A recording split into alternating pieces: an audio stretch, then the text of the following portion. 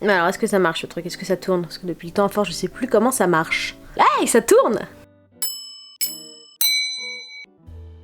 Bonjour toi. Évidemment, il y a toutes les voitures qui décident de passer dans la rue. Ici, on parle de GN, c'est-à-dire de jeux de rôle grandeur nature. Bon, ok, je reconnais que c'est un petit peu la loose en ce moment de parler de GN, puisque avec la pandémie, quasiment tous ceux de l'été ou de la saison 2020 sont soit annulés, ou alors ils sont reportés à l'automne. Mais c'est pas grave, hein.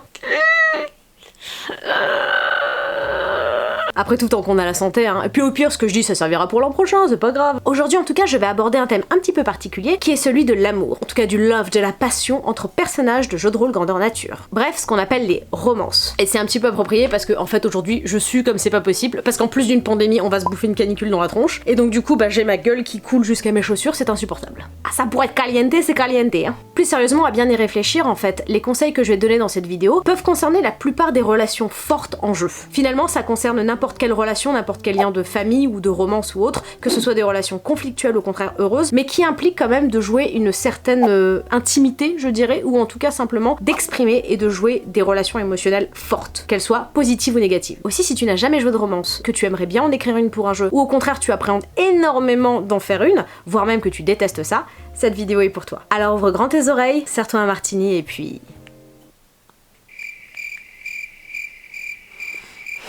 Ça avait l'air quand même beaucoup plus impressionnant dans la pub. Générique.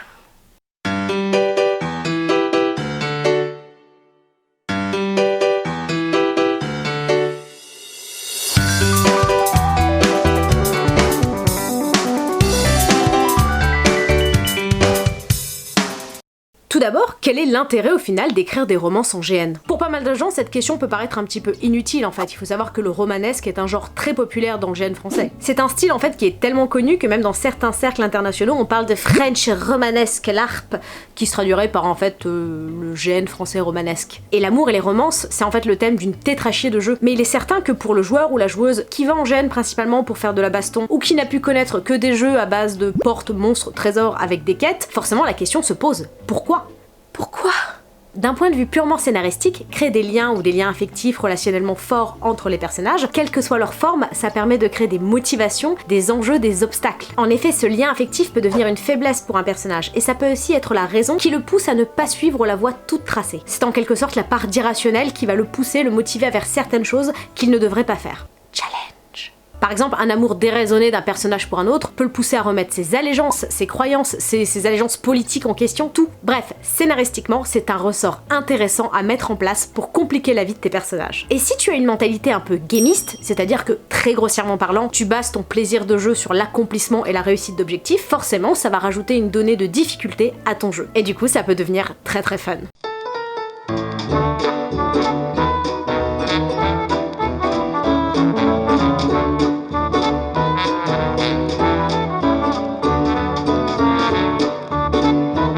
Maintenant, il est aussi possible de concevoir des personnages qui sont unis ensemble uniquement pour des raisons politiques, pour des raisons financières, et qui n'ont rien à voir avec de la passion ou de l'amour. Ces personnages, malgré tout, peuvent rester un soutien indéfectible l'un pour l'autre, et c'est quelque chose de très sympathique à jouer. Parce que écrire des liens de mariage entre des personnages, c'est pas forcément forcer les gens à jouer des gars qui ont les yeux qui brillent quand leur biatch elle passe, hein. Tu peux faire d'autres choses aussi. Ce type de personnage ou ce type de relation, notamment pour des gens qui ne sont pas habitués à faire des GN, où ils expriment énormément leurs émotions, c'est très sympathique parce que du coup ça rajoute une dimension humaine et ça complexifie un petit peu le personnage et son rapport avec les autres. Pour cette vidéo, je vais distinguer deux types de romances. La romance préécrite, c'est celle qui est donc un petit peu visible dans ta fiche de personnage, qui est déjà quasiment déjà écrite. En tout cas, un lien émotionnel que tu peux un petit peu percevoir dans ta fiche de personnage parce que c'est sous-jacent et tu sais qu'à un moment donné ça va tomber. En seconde partie, par contre, je vais aborder les romances imprévues, c'est-à-dire celles qui ne sont pas du tout écrites par l'organisation, mais qui sont du fait des joueurs. Pourquoi? Parce que les événements ou simplement tout ce qui se passe pendant le GN vont faire en sorte que deux personnages qui pourtant n'ont pas beaucoup de liens vont jouer une romance parce que ça fait sens dans leur évolution de personnage et dans la logique des événements en cours. Et je peux tout aussi entendre quelqu'un qui me dit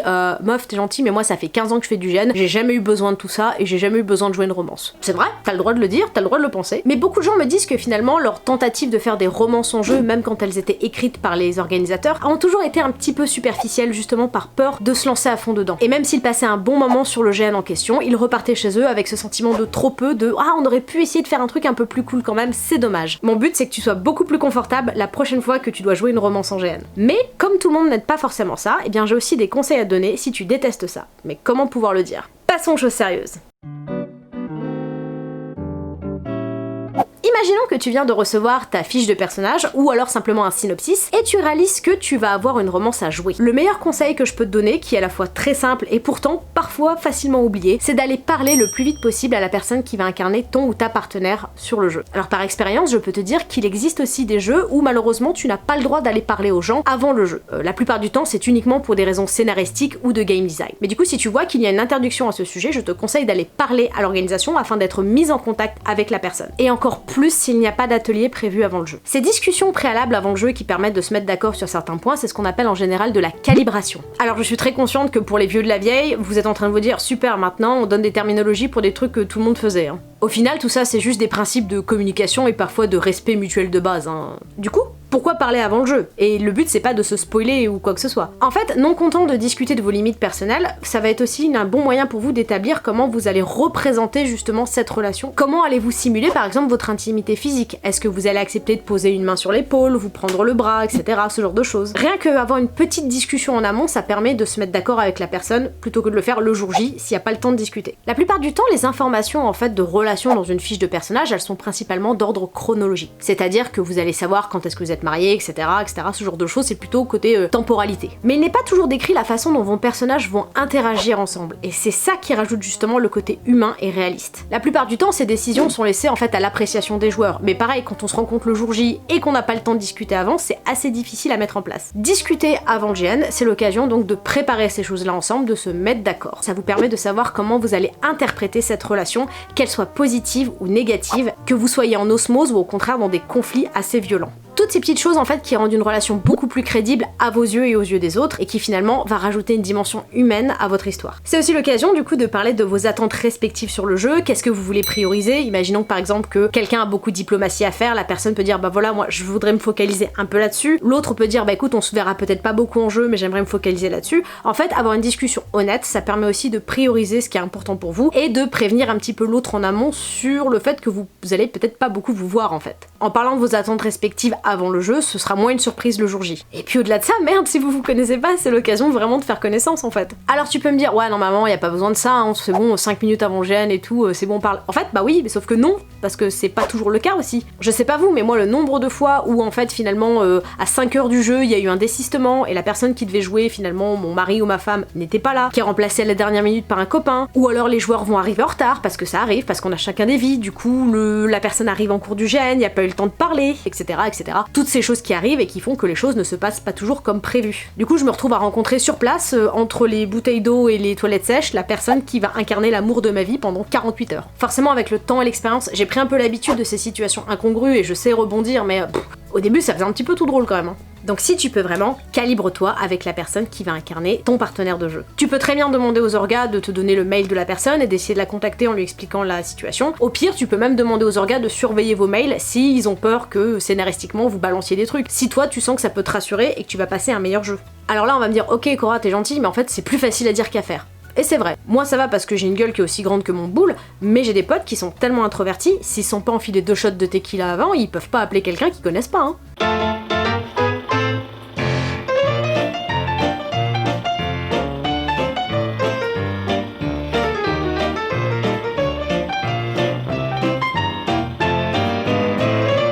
Alors forcément contacter quelqu'un qui t'est absolument étranger pour dire hey, comment ça va? Au fait, on se connaît pas, mais dans 2 mois je joue ta femme, alors je peux t'appeler Loulou, on peut se faire un chabit? Bah en fait c'est pas facile. Chabit c'est pas obligé non plus.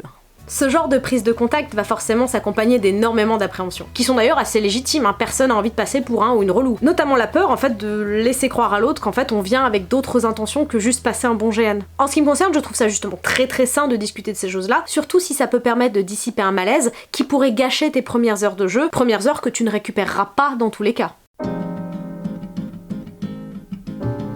Et oui, parce que parfois l'amour tombe au détour d'un regard, comme dans la vraie vie.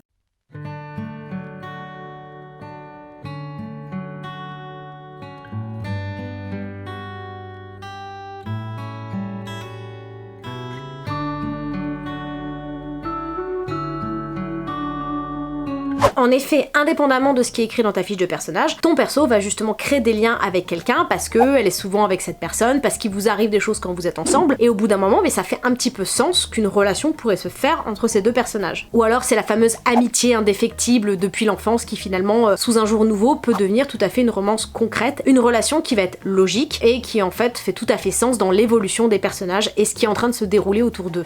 Après, dans les faits, c'est pas si ridicule, hein. Dans la vraie vie, il y a des couples qui sont nés parce que deux personnes étaient enfermées dans le même ascenseur pendant 5 heures, que les événements ont rapproché. Quelques-unes de mes meilleures romances de personnages ont d'ailleurs été complètement non scriptées, elles n'étaient pas du tout prévues par l'organisation. Tout l'intérêt en fait de créer ces relations à ce moment-là, c'était de sortir du cadre en apportant un axe narratif supplémentaire. Et au-delà de ça, parce qu'en fait ça allait être fun aussi, hein, on va pas se mentir. Évidemment aussi, je gardais à l'esprit que ça pouvait apporter du jeu à quelqu'un d'autre. Histoire de ne pas dénaturer le travail de quelqu'un, j'ai quand même pris l'habitude d'aller voir soit l'organisateur ou bien la personne qui a directement rédigé mon personnage pour être certain que cette réaction soit cohérente et fasse sens en fait. Parfois c'est même un niveau de lecture supplémentaire auquel ton concepteur ou la conceptrice de ton personnage n'a même pas pensé et te dit c'est bon vas-y éclate-toi, c'est trop bien en fait, j'y avais pas pensé mais oui c'est logique, vas-y fonce, y a pas de problème, vas-y fais ça, amuse-toi. Dans tous les cas je trouve qu'il est toujours pertinent de s'octroyer une très brève interaction hors jeu pour savoir si la personne en face est quand même d'accord qu'on se lance sur cette piste là afin de ne pas la mettre mal à l'aise. Bien sûr quand c'est un joueur ou une joueuse que tu connais, la plupart du temps on ne se pose pas la question parce que tu connais son style, tu sais les choses que la personne recherche, tu sais les choses avec lesquelles la personne est confortable.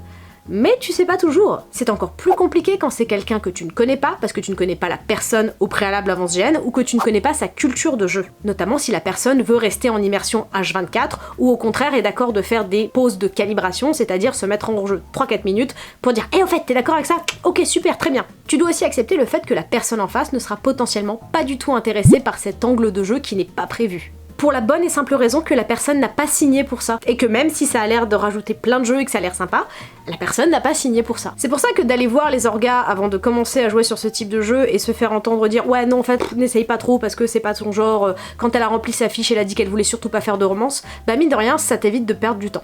Alors certes ce n'est pas infaillible, mais sur un petit GN ça limite la casse. C'est d'ailleurs pour limiter la casse que j'essaye toujours avant le GN de discuter en amont avec un maximum de personnes qui sont notamment dans le cercle de relations proches de mon personnage. Pourquoi? Parce que je veux leur faire savoir que au besoin, ça ne me dérange pas de faire une micro-pause hors-jeu pour discuter de ces choses-là. Encore plus si tu te rends sur un GN qui se veut sérieux et où le hors-jeu n'est vraiment pas conseillé, je pense qu'il est important de dire aux gens « Et au fait, avec moi, il n'y a pas de souci si vous avez besoin qu'on se mette sur le côté 5 minutes pour discuter en hors-jeu d'un truc, faites-le, pas de problème. » Je tiens toujours à leur faire savoir que je n'ai aucun problème à des interruptions de la sorte, encore plus si ça permet d'enrichir l'expérience. Et que ça permet de les rassurer aussi. Alors histoire de pas me faire engueuler, je ne dis pas ça pour encourager le hors-jeu, je dis juste que dans mon cas, si ça permet d'enrichir l'expérience, et ben je suis toujours pour. Parce que ok d'accord, une interruption hors-jeu, bon ça peut être chiant, ça casse un peu le rythme, etc. Et pour certaines personnes, c'est parfois même un petit peu difficile de relancer après. Si c'est pour finalement ne rien se dire, ne pas oser de tenter des choses, et finalement repartir chez soi avec cette espèce de malaise de « Oh merde, ça aurait été cool de faire ça, etc. » Je préfère des interruptions. Au final, tu repars chez toi avec ce sentiment un petit peu d'inachevé, parce que tu n'as pas osé en faire plus, et que tu n'as pas osé en communiquer directement avec ton partenaire de peur de le déranger. Alors un dernier conseil que je pourrais te donner sur les questions de calibration, c'est justement d'y aller à ton rythme. L'une des choses que j'ai remarqué quand tu débutes et que tu tombes tout de suite sur des joueurs ou des joueuses un peu plus expérimentés, c'est ce que j'ai tendance à appeler le bal des grosses burnes. Et qu'on soit bien d'accord, c'est un crime que j'ai commis aussi. Il est primordial de te rappeler que leurs limites n'ont pas à être les tiennes. Et c'est aussi important de savoir niveler ses attentes par rapport à d'autres personnes qui ne sont peut-être pas aussi expérimentées que toi. Tu ne dois pas te sentir forcé d'aller aussi loin que des gens qui font du GN depuis 10 ans, 5 ans ou qui font des expériences complètement différentes des tiennes. Parce qu'à force de pratiquer du GN, on est toujours beaucoup plus en confiance sur ses propres pratiques ou sur ce qu'on est capable de donner. C'est pas toujours le cas des gens qui débutent. Ce n'est donc pas une compétition et encore moins un concours à celui ou celle qui va le plus loin. En fait, tu vois, moi, ce que j'adore justement, c'est les expériences ultra intenses, ultra hardcore. Là, je reviens d'un GN en Amérique du Sud, on était dans un bunker, il faisait moins 30 degrés, et à un moment donné, ils nous ont tous frappés avec des fers à repasser, c'était génial. J'ai même bu ma propre pisse. C'était une expérience, mais genre, un truc de fou, quoi. Et toi? Bah moi, en fait, j'ai joué à Dieu est mort, et là, j'ai mon premier GN bientôt. Oh, cool! Mais sinon, en fait, j'organise souvent des combats clandestins de clochards. Ah, mais je suis trop fan. Maintenant, imaginons que pour toi, les romances, c'est genre mort, c'est un truc, ça t'intéresse pas, jamais tu veux en jouer ou en rejouer. Ou simplement, tu viens débuter, tu te dis pour l'instant, c'est inimaginable de se lancer dans ce genre de jeu parce que vraiment, c'est un truc qui te plaît pas, tu veux juste taper ou faire de la diplo ou des enquêtes. Bah, j'ai encore un truc à te dire. Maintenant imaginons que tu reçois un personnage, que tu n'as pas eu de formulaire pour parler des choix de ce que tu préfères ou non, et que tu te retrouves avec un personnage qui a une romance en jeu. Tu ne veux pas le faire, bah en fait pas de souci, dans les faits c'est tout à fait ton droit. Ce choix est absolument légitime en fait, tu peux avoir plein de raisons qui font que bah les romances en gène c'est pas ta cam. Tu peux dire bah non moi je préfère de la baston, de la diplo, j'ai pas envie de jouer ça. Tu peux aussi te dire que ça risque de mettre mal à l'aise ton partenaire de vie, bref tu as plein de raisons, toutes plus légitimes les unes que les autres, de ne pas vouloir faire ça. Par contre, pitié, pitié, pitié, pitié, préviens les orgas. En effet, préviens les orgas que tu ne veux pas jouer ça et essaye de changer de personnage. La moindre des choses en fait c'est de prévenir la personne qui est censée justement jouer ton partenaire sur cette storyline pour lui dire que c'est pas quelque chose sur lequel tu vas te concentrer énormément. Refuser de jouer ce genre de choses ou carrément dénigrer finalement l'intrigue avec l'autre, c'est ce qu'on appelle un déni de jeu. Ça paraît inédit mais en fait il y a plein de gens qui le font. Et j'ai plein de potes qui le font, hein, hommes ou femmes. Bon, souvent aussi davantage les mecs. Désolée. Ce côté un petit peu, ouais non ça c'est chiant, c'est bon, je vais faire autre chose, la personne elle aura des trucs à faire, hein, c'est bon, on va pas jouer ça, c'est chiant. Sauf qu'en fait non, c'est pas cool, ce n'est jamais cool, ça ne sera jamais cool de faire ce genre de truc. C'est tellement pas cool que même le Danois qui a le klaxon de Johnny Hallyday, qui débarque à la grande mode avec sa banane waikiki, ses chaussettes jusqu'aux cuisses et ses crocs, il regarde ça et dit ouais non ça c'est pas cool. C'est ce niveau de pas cool. Évidemment c'est plus facile à dire qu'à faire, ce n'est jamais facile d'aller voir un organisateur ou l'organisation en général d'un gène pour dire ça je veux pas le jouer. On a l'impression qu'on va passer pour le casse-burne de service, pour quelqu'un d'ingrat, etc. Mais en fait, finalement, vous ne rendez service à personne en faisant un déni de jeu. Et certainement pas à l'organisation. Parce que toi, en fait, ça va. Peut-être qu'en fait, t'as 35 millions de trucs à faire sur le côté et que finalement, cette petite relation, c'est juste, je sais pas, 10% de tous tes objectifs de jeu. Mais pour l'autre personne, peut-être qu'en fait, toute votre relation, c'est la majeure partie de ses interactions de jeu. Et c'est tout ce qu'elle a à faire. Il est donc très dangereux de présumer que finalement, bah, la personne se démerdera et elle aura d'autres choses à faire. Parce que t'en sais rien si t'as pas parlé avec. Et je sais ce que tu vas dire, tu vas peut-être penser, ouais bah ça va, elle a qu'à se créer son jeu et tout, c'est le fameux délire du aller chercher votre jeu ici et là. Sauf que c'est pas possible dans tous les univers. Ce sera leur oublier qu'il y a plein de GN qui se déroulent dans des univers extrêmement fermés et hiérarchisés, avec des codes sociaux, des règles qui font qu'on ne peut pas vraiment sortir du chemin prévu. Et c'est souvent le cas notamment pour les personnages féminins. Et fort heureusement, même si les choses changent de plus en plus, il faut avouer que bah dans certains cercles encore, les rôles féminins notamment, c'est pas exactement ce qui est écrit avec le plus de diversité. Du coup, quand tu te retrouves avec un personnage féminin et que la personne qui joue ton partenaire de jeu te dénigre, tes choix sont très restreints. Tu ne peux pas créer ton propre jeu. En effet, et tu peux demander à plein de joueuses autour de toi qui font du gène depuis très longtemps, elles pourront te dire que très souvent, en fait, leurs personnages féminins ont été le second rôle de l'histoire des personnages masculins, en fait. Elles devaient soutenir un frère, un mari, etc. Elles étaient dans une dynamique familiale, elles avaient pas vraiment de jeu pour elles étaient le soutien de quelqu'un. C'est encore plus fréquent en plus, notamment dans les jeux qui se veulent dark histo-réaliste, où finalement bah dark histo-réaliste ça veut dire si tu joues une femme, tu vas te faire bolosser du début à la fin. Franchement j'en ai eu plein des fiches où en fait mon objectif c'était de me trouver un marais, de soutenir mon marais, de trahir mon marais, etc. etc. Et dans les faits, qu'on soit bien d'accord, ça peut être très drôle, hein. Enfin je veux dire il y a des circonstances où justement c'est vraiment très drôle, notamment par exemple quand je vous parlais de ces fameuses relations de gens qui se détestent, qui se tolèrent depuis 20 ans et se font que des saloperies dans le dos. C'est super sympa à jouer. Mais imaginons justement que je joue une relation, je sais pas, de noble dans un univers qui est très fermé, codé, etc. et que la personne qui joue mon partenaire n'a absolument pas envie de jouer cette relation, il veut faire que de la baston, de la diplo. Le problème c'est que moi, ma comtesse de 40 ans, bah je peux pas dire qu'elle s'est découvert une passion pour le macramé, qu'elle prend son indépendance et qu'elle va ouvrir en fait un atelier dans une ferme en Corrèze quoi. Ça marche pas comme ça. Moi je vais me retrouver bloquée et en fait bah ça va bloquer en grande partie mon expérience et mon plaisir dans le GN. Ou en tout cas ça va me forcer à faire des choix complètement illogiques par rapport au jeu pour essayer d'avancer et du coup peut-être niquer des storylines pour d'autres. Et forcément je suis une femme donc je parle de mon beefsteak et de mes expériences personnelles, mais j'ai aussi plein de copains qui ont eu justement ces histoires de romance qui avaient été complètement déniées par des joueuses. Je veux dire, le tort est dans les deux côtés. Et malheureusement, j'ai très souvent aussi entendu des copains tenir des discours à base de « Ah non, là j'ai reçu le trombi, celle qui doit jouer ma femme elle est dégueulasse, bah moi je vais faire autre chose. Hein. » Grande nouvelle, vous savez quoi, on n'est pas obligé de trouver les gens séduisants pour jouer le fait qu'on est séduit par eux.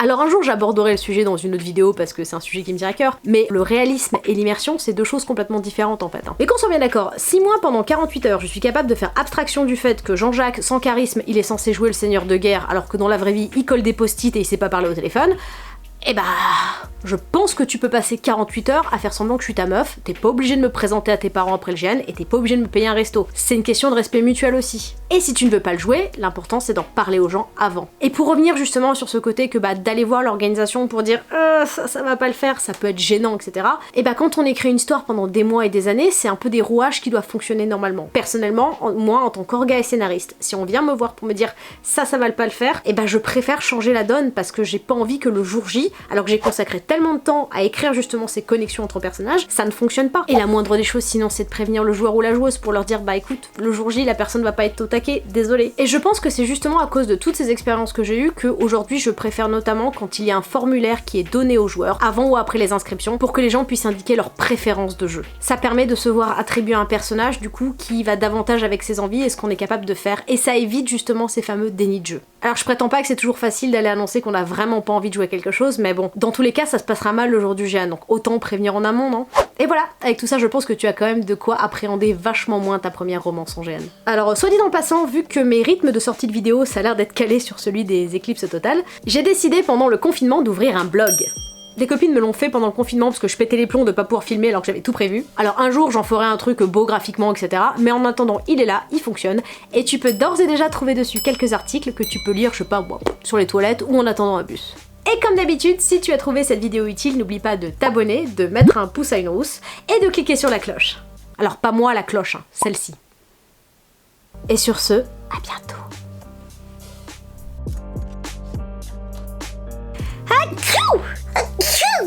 Je peux les sortir celui-là.